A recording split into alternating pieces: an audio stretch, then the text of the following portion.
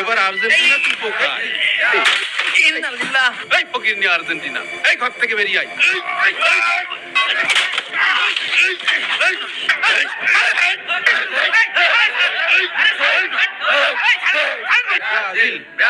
এই তুই দে ব্রাজিলি সাপোর্টার রাস হাইডানে তো মজা দেখাচ্ছি দাঁড়া হাড়িটাই জায়গা এই কলা চোষা গুলো এই জায়গা ফেল পালা পালা পালা দৌড় মারি এবার কাপ কিন্তু আমরাই নেব। আমরা তো নেবই। এবার আর্জেন্টিনা তুই পোকায়। দিলি তো এই জানোয়ার, তোর দিয়ে একটা কাজও ঠিক মতো হয় না। কাজ হয়েছে রে, আই হাই রে, নতুন টিভিতে আমার আর খেলা দেখা হইল না। ঠিক হয়েছে। এবার ব্রাজিল সাপোর্টাররা বিশ্বকাপ খেলা দেখতে পারবে না। এই বদমাইশ, তুই আমার সঙ্গে যা যা। আরে আরে কি ব্যাপার মস্তু চাচা, এরকম রেগে আছেন কেন? আর বাবু বইলো না, 20,000 টাকার কিস্তি তুলে টিভি কিনতে গেলাম খেলা দেখবো, সেই টিভির কি অবস্থা দেখো, এই অপদার্থের জন্য। থাক থাক থাক আঙ্কেল, ওকে আর মেরেন না, পরিস্থিতি ভালো আছে না মেসি ভাই, চল পলাই। ছেলে পেলে মানুষ ভুল করে ফেলেছে। ধরো ধরো, বলা বলা। বাবা, ওই তো আর্জেন্টিনা সাপোর্টাররা, ওরাই টিভি ভাঙিয়েছে। এই গাছের নিচে বলা। আরে ওইটা তো সাত্তার কাকার ছেলে মেসি জীবন। শোন শোন, এই কথা কাউকে বলবি না। ঠিক আছে ভাই, ব্রাজিলের সাপোর্টাররা যে বাড়ি পাশে আসে, বাড়ির পারে আসলি ঠ্যাং ভেঙে একদম হাতে ধরাই দিবা না। হ্যাঁ না থাকেন, গেলাম। এই চল সাত্তারের বাড়ি। বলেন আব্বা। টিভি নে। নিশ্চয়ই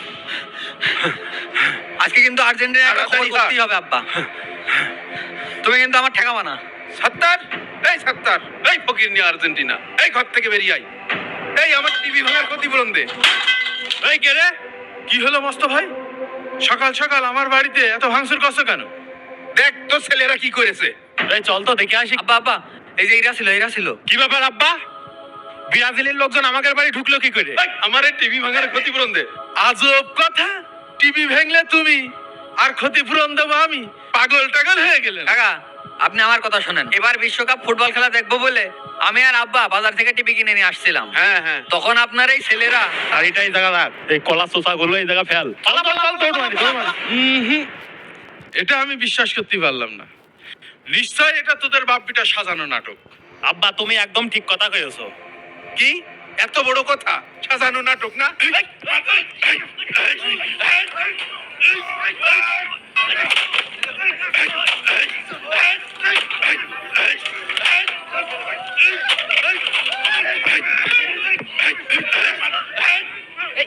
মারামারি করছে।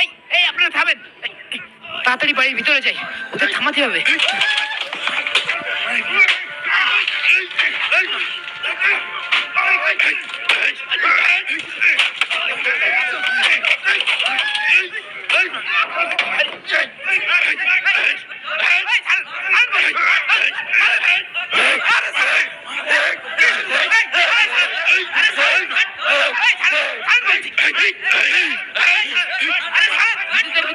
মারামারি করে। হুজুর, আপনি আমাদের গাঁজার মধ্যে এসেন না, আমার গায়ে হাত তোলে না। আগে আপনার মাথা ঠান্ডা করেন, আমরা বসে এটা সমাধান করে। তোকে মেরে দরকার হলে জেল খাটবো। কি বললি? তুই আমার ক্ষতিপূরণ দিবি না মানে? আমি এক্ষুনি থানায় যাচ্ছি। এই আয়। কাকা আপনি যেটা বসেন, ফোন অনেক হয়েছে। এই পিছিয়ে দাঁড়াও। কাকা আপনারা যে ব্রাজিল আর্জেন্টিনা নিয়ে এত মারামারি করছেন, আপনারা কি তাদের চেনেন? না, আমরা তাদের খেলা দেখে সাপোর্ট করি, তাদের চেনাটা তো জরুরি বিষয় না। অবশ্যই জরুরি বিষয়। তারা হচ্ছে ইহুদি খ্রিস্টান, যারা আপনার রবকে রব হিসেবে স্বীকৃতি দেয় না, তারা কিভাবে আপনার ভালোবাসার মানুষ হতে পারে? এই ফুটবল খেলার জুয়ার আসরকে কেন্দ্র করে গীবত, পরনিন্দা, একে অন্যকে হেয় করা, মাস্তানি, হত্যার মতন জঘন্য পাপ সংগঠিত হয়। এই জন্য রাসূলুল্লাহ সাল্লাল্লাহু আলাইহি ওয়াসাল্লাম বলেন, যে ব্যক্তি যে জাতিকে অনুসরণ করবে সে তাদেরই অন্তর্ভুক্ত বলে গণ্য হবে, এবং যে যাকে পছন্দ করবে হাসরের ময়দানে সে তার সঙ্গী হবে। আর কাকা আপনি এনজিও থেকে লোন নিয়ে টিভি কিনেছেন, আপনি কি জানেন এটা সম্পূর্ণ সুদ?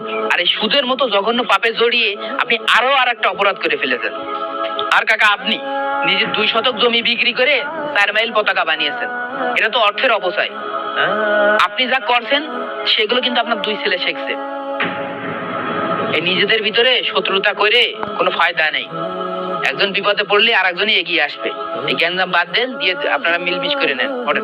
বিশ্বকাপ নিয়ে মাতামাতি যেন আপনার এবং অন্য কারোর জীবনে ক্ষতি না বয়ে আনে। আসুন সেদিকে খেয়াল রাখি। সচেতনতার উদ্দেশ্যে ভিডিওটি বেশি বেশি শেয়ার করুন।